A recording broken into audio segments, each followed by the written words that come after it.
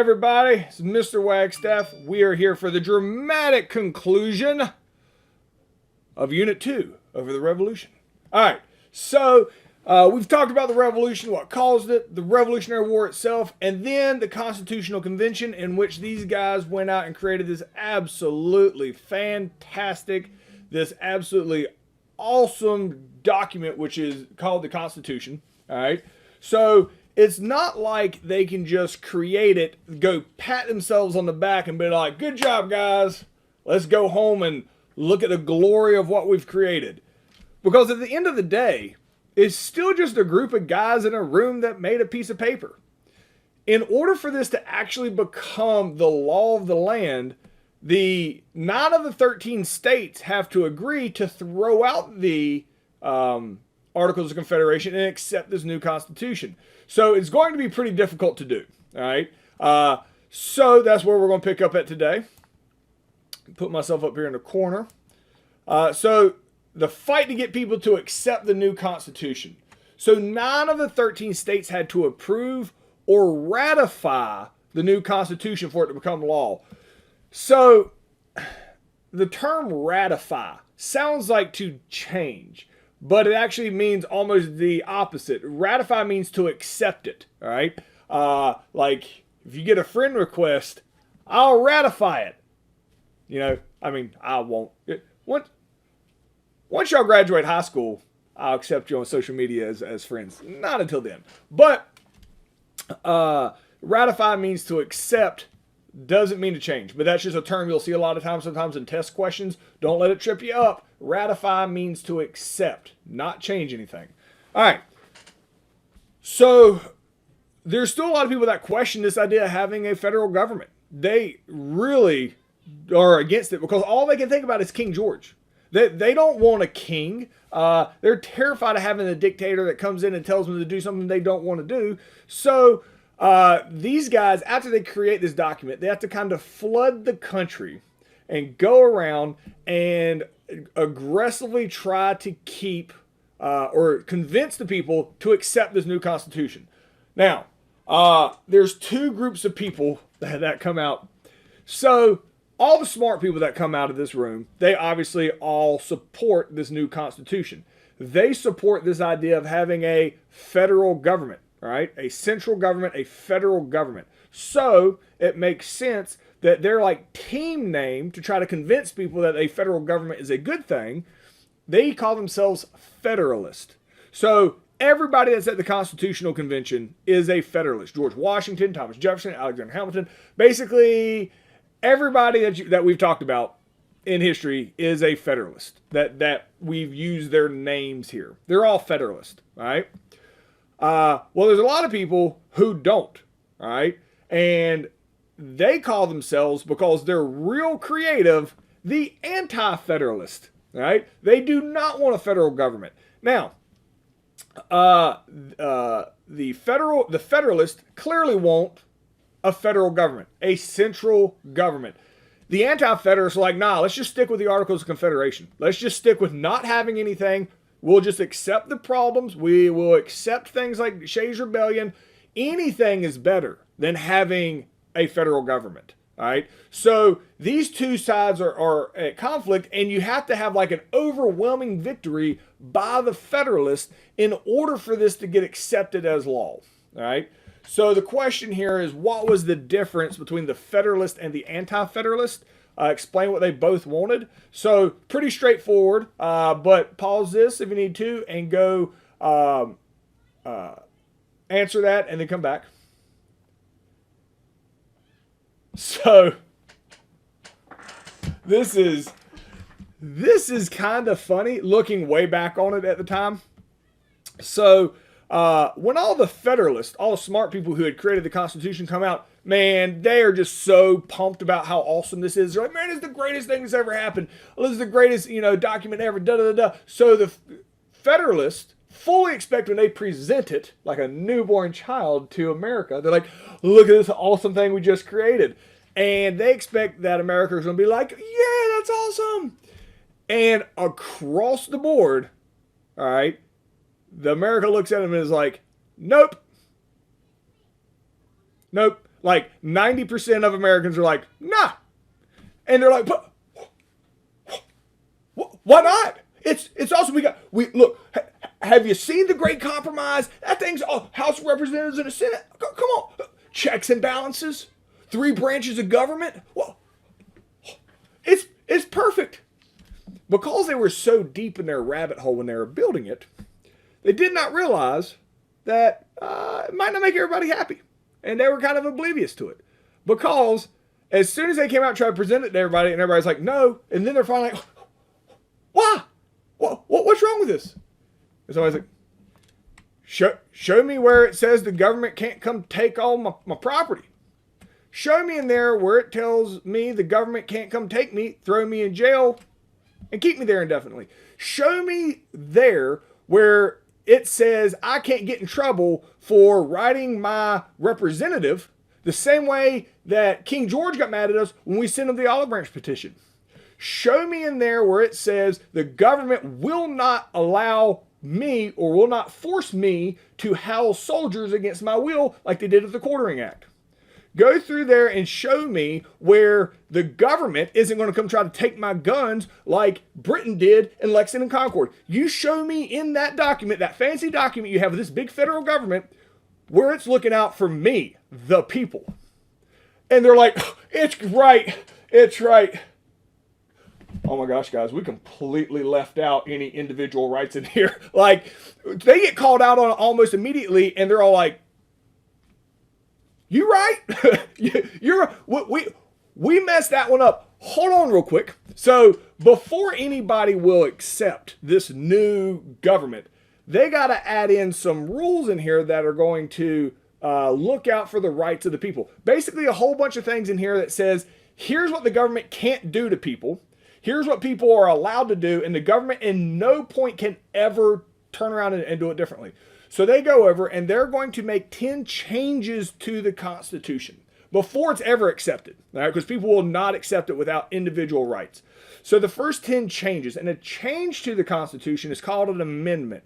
So they're adding things to it at the end. The first 10 amendments, and the 2 most famous are the first 2. And I got a little, this is what they're actually written by. So the First Amendment is the freedom of speech, freedom of expression, freedom of religion, freedom of assembly, freedom of petition, freedom of the press, like with the trial of John Peter Zenger. So the First Amendment, all right, that is freedom. It's called collectively the freedom of expression. Second Amendment, you have the right to keep and bear arms for a well-regulated militia, all right? That is specifically so the government can't come do what the Redcoats tried to do and take the guns from people at Lexington and Concord to try to keep them from rebelling. So the Second Amendment gets a lot of debate today. But, the Constitution is one of those things, you got to take it all or nothing. You can't really pick and choose. It's one of the few things in life that you can't be like, well, I like that part, but not this part. You have to take it all together. So let's be clear on what the Second Amendment is saying, all right, and the intent of it. Now, it is always difficult, all right, even though I'm getting ready to try to interpret what they mean.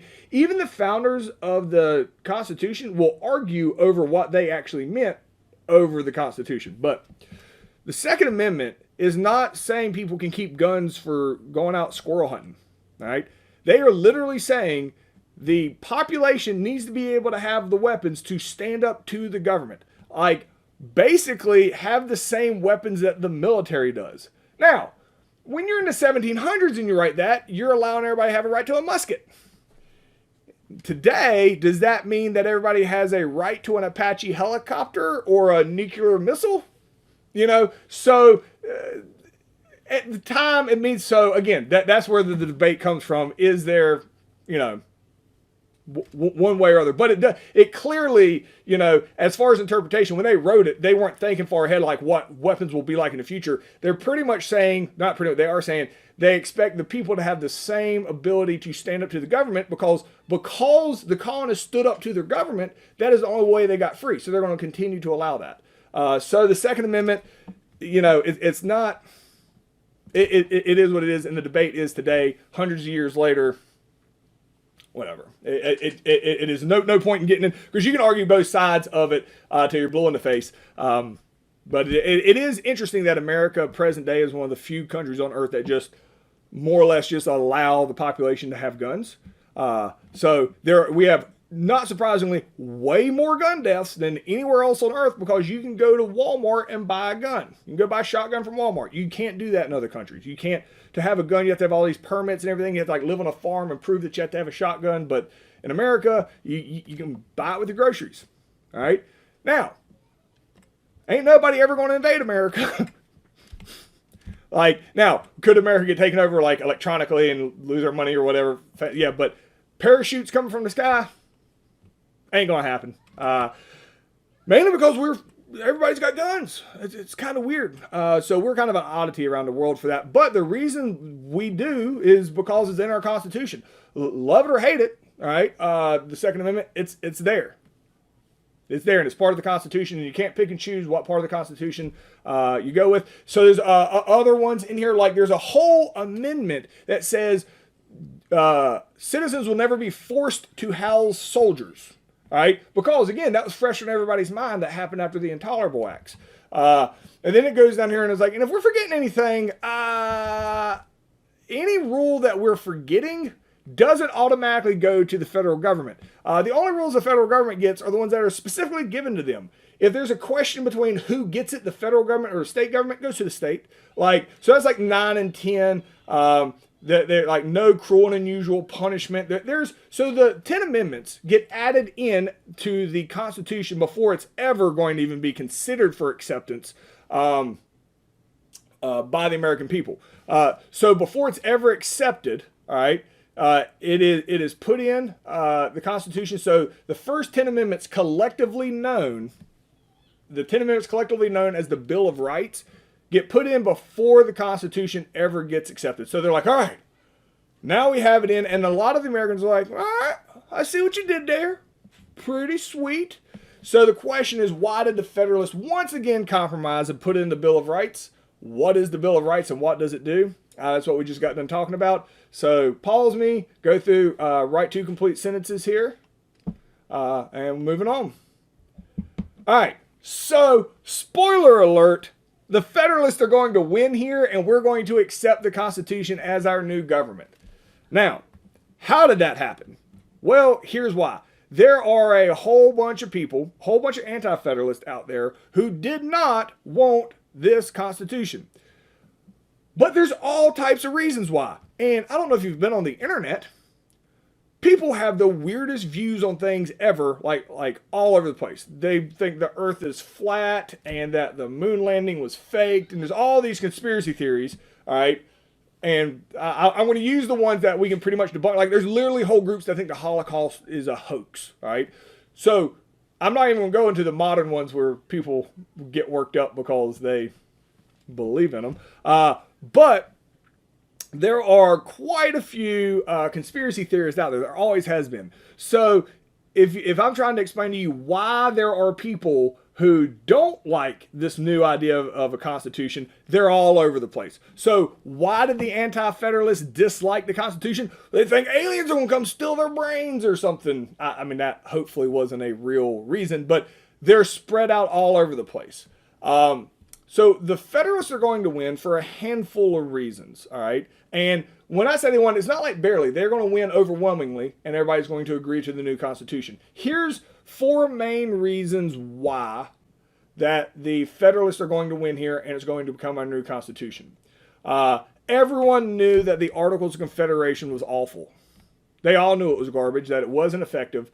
You couldn't raise an army. You couldn't tax effectively. You had to get rid of it. You had to go to something else. So that was step 1.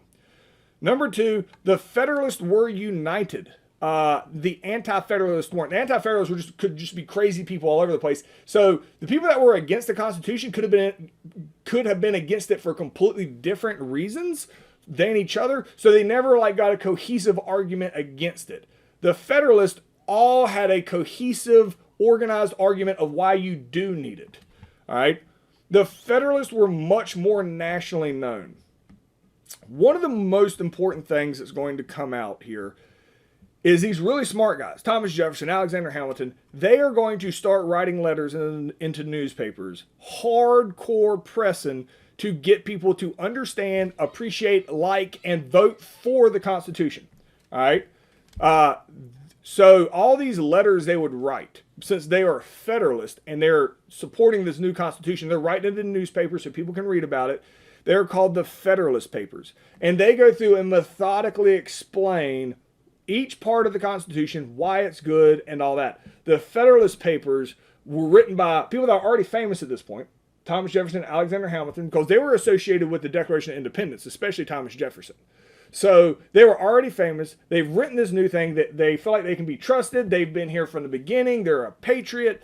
They're using logic. So the Federalist Papers are really influential. And again, the Federalist Papers is a term given for all these letters written by all these guys that helped write the Constitution to newspapers explaining to people what the significance of the Constitution is and what they need to do. So the Federalist Papers are extremely influential because they're written by very famous people and they have widespread audiences, and they really are able to clarify why the Constitution is a positive thing. All right. It's probably going to get passed anyway, but number 4 here, this is just the nail in the coffin. So why does it pass? Because old George Washington, he's like, everybody looks at him, he's a superstar. You know, he's the guy that single-handedly defeated England. That's what people are starting to think. They look at him and they say, what should we do, George Washington? And George Washington says, Constitution, good. All right, George Washington says the Constitution is good. Everybody votes for the Constitution. His support of the Constitution is absolutely paramount. Had he not, if George Washington wasn't involved, it probably still would have passed. But if George Washington said, do not vote for the Constitution, probably doesn't get passed. Like, he's that influential. So what were the Federalist Papers, and why were they so influential in the acceptance of the new Constitution? So pause me and answer that if you need to. Here is old G-Dub on the $1 bill. All right, new Constitution in place. So once a new Constitution comes in place, you got to have somebody that's in charge of the federal government. All right, so this guy isn't in charge of the country. He's just in charge of the federal government. The federal government has to work under all these rules of the Constitution, but it has to have somebody that runs that government. So it's really weird how it happens. As soon as the Constitution is picked, they're like, whoo, awesome. All right, who's going to be in charge? Everybody's got the same person in mind, George Washington. Like, people literally go to him and say, all right, so you're just going to be our king now, right? Like, literally use the word king. They don't know any better. That's all they've ever known. If you have a big federal government, you have a king. That's just what they're called. He's like, what? No, I'm not going to be a king. They're like, but you're going to be a king, though. He's like, no, I'm not going to be a king. And they're like, well, all right, well, we're just going to go ahead and appoint you for life to this position, and we'll figure it out later. He's like, what is wrong with y'all? And this is one of the things I really like about George Washington as far as being a leader. They are trying to throw power at him.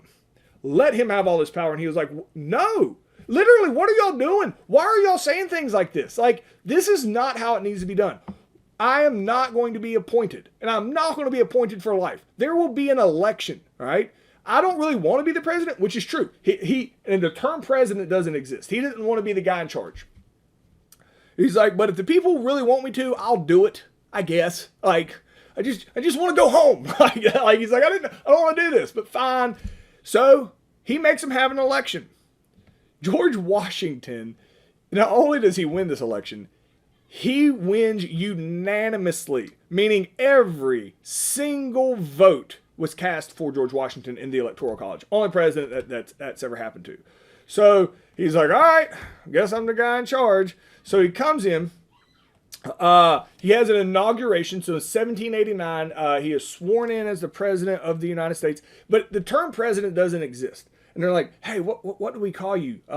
Like a king, whatever. Like, nobody knows what to call him. So everything George Washington does sets a precedent here. All right. So a precedent is something that the president does. It just sets an example for people after him that like isn't mandated in the Constitution, because there's very little mandates on the president in the Constitution. Really, you just have to be like 35 years old. You have to have been born in America.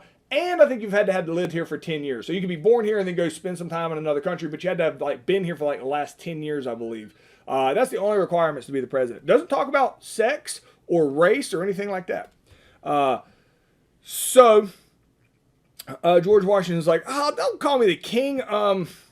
Look, I was the president of the Constitutional Convention. Just call me the president. Like, I'll just do that. And they're like, the president, like of a company? He's like, yeah.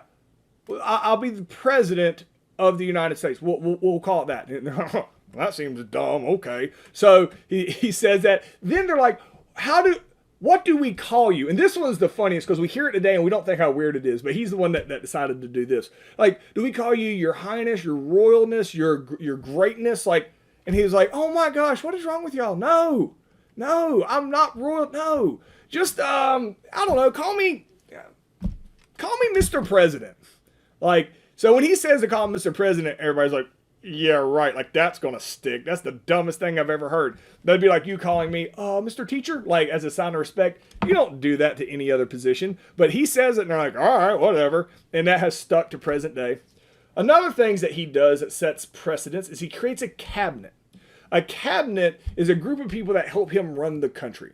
So he surrounds himself with a collection of people that are going to run this country. All right. So like Alexander Hamilton is going to be in charge of the Secretary of Treasury. Secretary means you're the highest ranking person. Secretary of Treasury, which means he's in charge of taxing. Thomas Jefferson is the Secretary of State, which means Thomas Jefferson deals with other countries and makes sure we're all getting along with everybody else and make sure there's no threats. And then Knox is going to be the Secretary of War. Those are the three departments: Treasury, State, War. Today we call it the Secretary of Defense because, we don't go to war. We only defend ourselves. So we're the Department of Defense. Anywho, jokes I would make in class. All right. So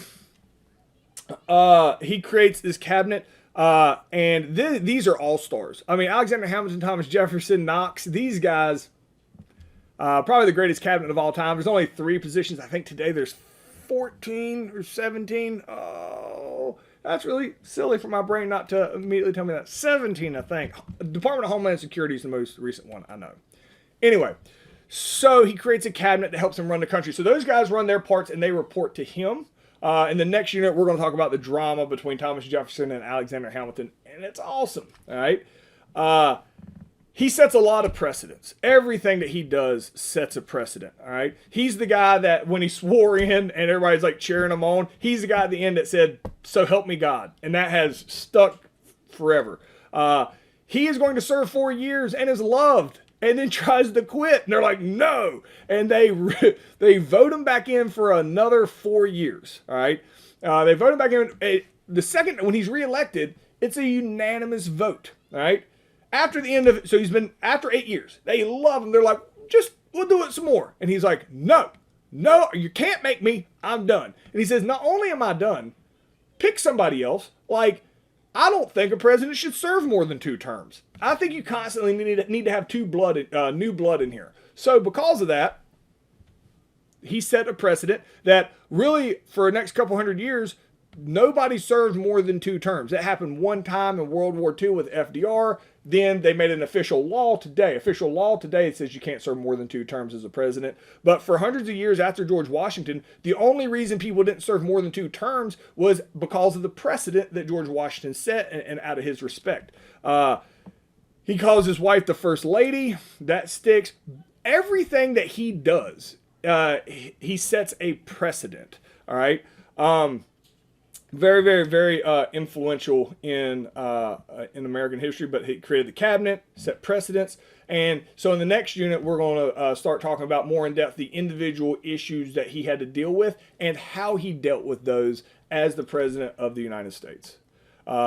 So Washington, D.C. gets created for the capital. All right. It gets moved from, alternating between Philadelphia and New York. It gets moved down to between Maryland and Virginia, which is technically in the South. You know, North Carolina got promised that. So it gets built in a place called Washington, D.C. So it's literally on the border between Maryland and Virginia. So they kind of redraw the lines around it. So it's not technically in any state. So the capital of the United States is in a city that's on a border between two states, and it's not technically in a state. You know why they chose that land? If you do, you might. If you haven't, you might never thought about it. I mean, you probably realize that it's named Washington, D.C. after George Washington. Absolutely it is. It's because it's George Washington's personal land. He's like, hey, I got some land, y'all can have it. It's some swamp land. They have to drain the swamp. Literally, they literally had to drain a swamp to make Washington, D.C., modern day politics reference. So they created Washington, D.C., and that's why it is located there. George Washington gave his own personal land to have it built there. George Washington is the only president to never be the president in Washington, D.C. The entire time that he is president, he is in Philadelphia as they are building an entire city. It takes about 8 or 9 years to build an entire city. They're not just building like one house, you know, like the White House as we think of it today. And at the time it's called the President's Mansion. That is not completed until the second president takes over, which is John Adams, who is George Washington's vice president. So George Washington is the only president to never actually be president in Washington, D.C. So this is a photograph of George photograph. Ain't no picture, ain't no cameras. This is a painting of George Washington swearing in. And just look how much bigger he is than everybody else. He looks like the leader everybody wants. All right, so the question here is write 2 sentences about things George Washington did that set a precedent. And that is it for lessons in this unit.